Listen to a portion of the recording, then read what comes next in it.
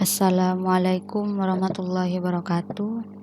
Perkenalkan, nama saya Lailatul Yaqini, kuliah di Universitas Nurul Jadid, Prodi Ekonomi Syariah semester 6, nomor induk mahasiswi 18 10 400 109. Di sini saya akan menjelaskan tentang manajemen risiko di lembaga keuangan.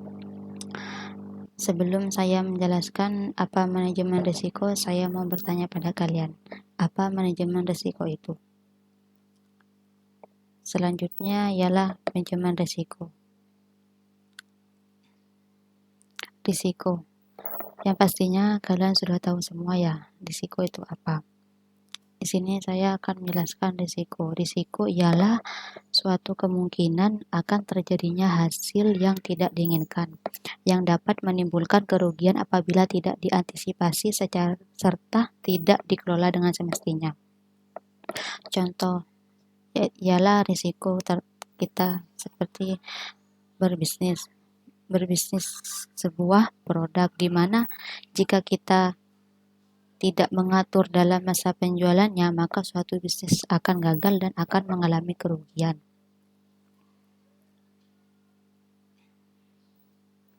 Tentunya kita berbisnis itu ingin seperti orang lain juga ikut melakukan sebuah bisnis, ingin mempunyai usaha sendiri, penghasilan sendiri, agar tidak membutuhkan bantuan dari orang-orang lain yang ada di sekitar kita. Terus selanjutnya ialah risiko itu dibagi menjadi dua kelompok. Yang pertama ada risiko sistematis dan yang kedua ialah risiko yang tidak sistematis. Yang pertama ialah risiko sistematis, di mana risiko ini diakibatkan oleh adanya kondisi atau situasi tertentu yang bersifat makro, seperti perubahan situasi politik dan perubahan situasi pasar. Yang kedua ialah risiko yang tidak sistematis, yaitu risiko yang melekat pada suatu perusahaan atau bisnis tertentu saja. Seperti risiko yang tidak sistematis ini, contohnya seperti yang pertama saya jelaskan barusan tentang bisnis, di mana risiko sistematis ini hanya tertuju kepada perusahaan atau bisnis tertentu, bukan pada pasar ataupun situasi politik dan lainnya.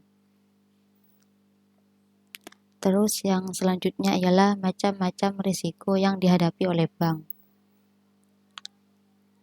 Ada beberapa poin yang terdapat dalam macam-macam risiko. Yang pertama ada risiko likuiditas. Risiko yang timbul karena bank tidak mampu melakukan offsetting tertentu dengan harga karena kondisi likuiditas pasar yang tidak memadai atau terjadi gangguan di pasar. Yang kedua ialah risiko pasar, di mana risiko ini timbul akibat adanya perubahan variabel pasar seperti suku bunga, nilai tukar, sehingga nilai portofolio atau aset yang dimiliki bank menurun. Yang selanjutnya ialah ada risiko kredit, di mana risiko timbul akibat kegagalan dari pihak lain dalam memenuhi kebutuhannya. Yang selanjutnya ialah risiko operasional, di mana risiko akibat kurangnya sistem informasi atau sistem pengawasan internal yang akan menghasilkan kerugian yang tidak diharapkan.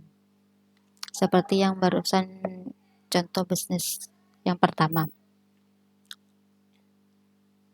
Selanjutnya risiko kepatuhan, di mana risiko ini timbul sebagai akibat tidak dipatuhinya atau tidak dilaksanakannya peraturan-peraturan atau ketentuan yang berlaku.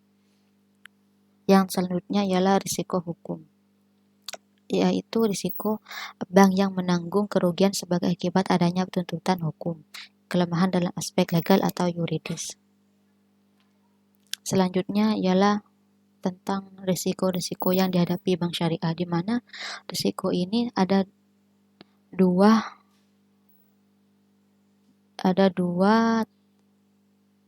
sub. Yang pertama ada sub risiko terkait produk, di mana risiko terkait produk ini sama halnya yang pertama saya jelaskan tadi. Jika kita ingin berbisnis, membuka usaha sendiri, kita harus tahu bagaimana kita cara memasarkan produk kita yang kita sebelumnya masih belum mengetahui bagaimana cara menjualnya kepada seorang, maka kita harus mengetahui dulu bagaimana caranya dalam menjual kepada seorang produsen tersebut.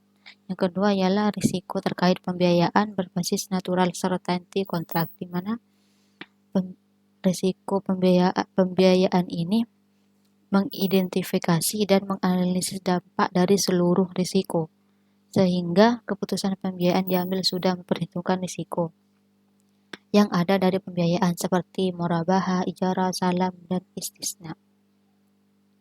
Selanjutnya ialah pemetaan risiko bisnis. Ialah usaha untuk mengidentifikasi risiko utama yang mengancam perusahaan. Alat ini membantu bank untuk mengetahui dan menentukan tempat di mana risiko berada.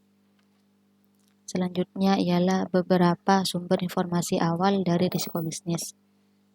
Di sini ada beberapa tahap yang ada dalam sumber informasi dari risiko bisnis. Yang pertama ada environmental scan, yaitu sumber informasi untuk mengevaluasi politik, ekonomi, sosial budaya, hukum, dan lain sebagainya. Yang kedua ada dokumen keuangan seperti proyeksi anggaran, laporan keuangan, dan dokumen-dokumen keuangan lain. Yang selanjutnya ialah dokumen legal seperti kontrak-kontrak ketentuan hukum dan peraturan yang ada hubungannya dengan kegiatan usaha sebagai sumber yang penting untuk dikaji.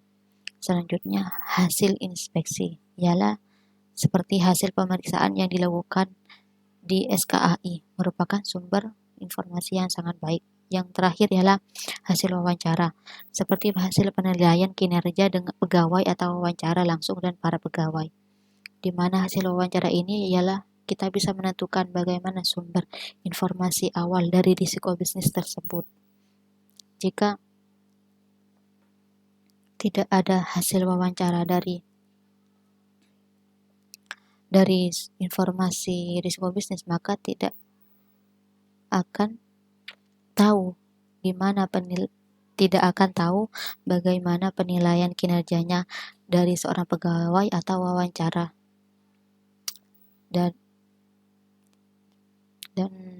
mungkin ini yang bisa saya sampaikan. Kurang lebihnya mohon maaf. Wassalamualaikum warahmatullahi wabarakatuh.